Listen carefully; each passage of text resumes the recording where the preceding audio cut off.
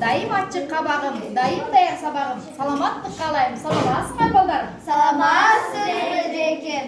Азаматсыңар балдарым, бар болгула ардайым, садагаларым менен мен сабагымды баштаймын.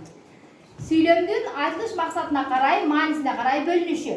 Жай, Суроолуу, буйрук, илектүү. Анда кыйкырбаймын эч кимге, урушпаймын эч кимди. Өз оюмду жайынча айтып берген тим болгон. Жай сүйлөм деген мен болом. ой азамат, Нерсени билүүгө, быштап таптап жүрүүгө, соо берип сүйлүүгө, суроолуу сүйлөм мен болом. ой азамат, Каратып барын өзүмө, жакшынын ук сөзүнө, буйрук берип барына, буйрук деген мен болом.